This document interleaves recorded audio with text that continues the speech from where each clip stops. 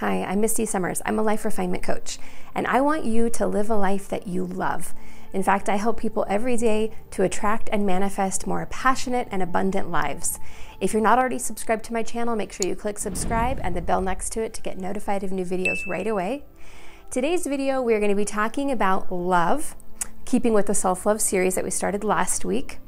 And what we are going to be focusing on this week is that love or self-love is not self-serving, but it is self-care. The reason I wanted to do this video on this subject is because of the way that I grew up. I was raised to believe that if you put your own needs first, then it's considered selfish.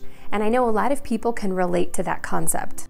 I grew up in a religious family, and while I was loved and we were happy, I was also suffocating.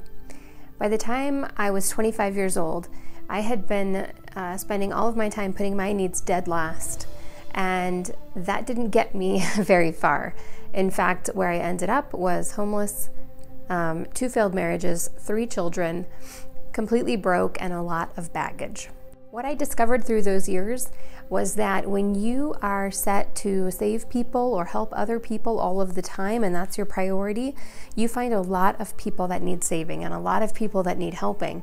But the person that actually really could use some help yourself really doesn't get prioritized at all. My sisters and I had an example set for us on how to function from our mother, who always put her needs last. She sacrificed for everybody. She sacrificed for her kids, her husband, her family, her friends, and in the end, it was frustrating for her and it was draining because her needs were never met, but they were also never her priority.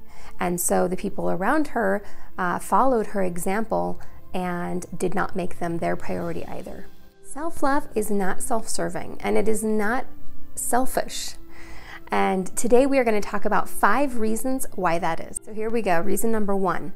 When your needs are met, you are absolutely 100% more capable of caring for everyone else around you. You are more invested in your business, your work, your family, your friends, your passions. Everything around you benefits because you're capable of giving everyone more. When your needs are never met and you're constantly sacrificing yourself, which we see a lot in families, let's say the husband or the wife, could be either one, they end up giving everything. They give so much that they're so depleted, they have nothing left, not just for themselves, but for anybody. And so it might seem self-serving, it might seem selfish when you're always taking care of your needs, but that makes it possible to give to everyone else and to invest yourself in whatever you're putting your energy into. Reason number 2, let's talk about all the things that happen when you don't take care of your needs, when you're not really loving this being that you are. We're going to talk about resentment, look at depression, frustration. All of these things start building inside of you because you are sacrificing yourself. You're taking care of everyone else, right? And your needs are never met because you are not prioritizing them to everyone else. And the result is that you suffer inside, which doesn't help anyone or anything.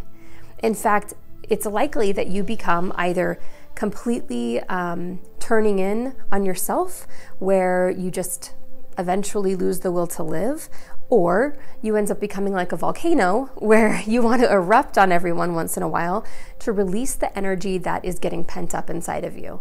Either way, it's not a way that any of us want to live, right?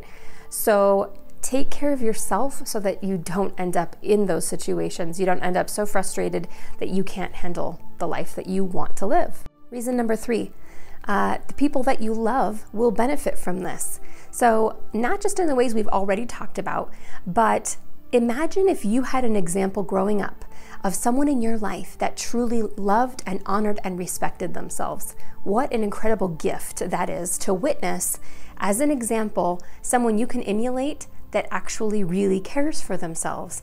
And that is the gift that you are giving your children, your boyfriend, your husband, your girlfriend, all the people in your family, anyone around you, you're giving them that gift. You are helping tell them that it's okay to take care of your own needs and giving them permission to take care of their own needs.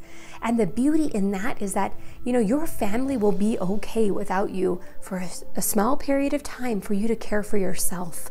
They will survive, they will be okay, and eventually they will begin to prioritize their own needs. Reason number 4, By loving yourself and caring for yourself, you become more confident. You become more self-assured. You know who you are. And in that process, everyone benefits, not just your family, your career, your friends. Everyone that you know benefits from you having a stronger presence and a stronger foundation to work from. Reason number 5.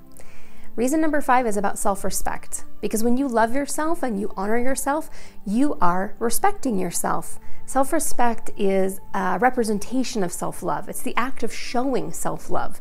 And we want to instill self-respect in our daughters. We want to instill that in our sons, in our friends that are struggling. We want to emulate and show that self-respect is possible, and it is an extension of self-love. It also means that in general, you are less likely to be taken advantage of. You know who you are, you respect who you are, you carry that confidence, and that shines through in everything that you do. Okay, so in conclusion, I want to talk to you about a few things that self-love is and a few things that self-love is not. Self-love is not self-serving. It is not about being selfish. It is not about excluding the people that you love. It is not about not caring about other people. Practicing self-love does not mean that you're self-absorbed, uncaring, or a heartless person. It means that you are caring and there is more than enough love to go around. In fact, when you love yourself and you show that example to other people, you are sharing this beautiful gift with everyone that you meet. And love is not restricted. Love is not only a certain number, right? It's infinite. Love is abundant and infinite, and we can give it to ourselves, we can give it to our husbands or girlfriends or boyfriends or kids or friends and family. We can give love to everyone. There is no limit to love, so why would we limit ourselves? One thing I do want to mention here is that a lot of times if you have had the habit in the past of allowing others to control or manipulate your behavior through fear, shame, or guilt, you might find that as you really grow to love yourself, those things don't work anymore. And so people around you might grow frustrated with you because they no longer have the same ability to control your behaviors. And so you might find that you have reactions from those around you for a variety of reasons. Just stay observant. Observe your behaviors, observe their behaviors, and see it for what it really is and what that dynamic looks like. And just be aware that as you are prioritizing yourself, there could be reactions from other people. I hope that I've shed some light on what self-love is, what it is not, and how much self-love is not self-serving, but it really is about caring for everyone, including yourself. Thank you so much for taking the time today to invest in yourself, and I'm excited that I get to be a part of your self-love journey. Keep a lookout next Monday. There will be another video at 8 a.m. Monday morning, which will be the 3rd video in the series, self-love series, which is 10 weeks long. And if you are not already subscribed to my channel, take a minute, click subscribe, and click the bell next to it to get notified of new videos right away, and I will see you next Monday.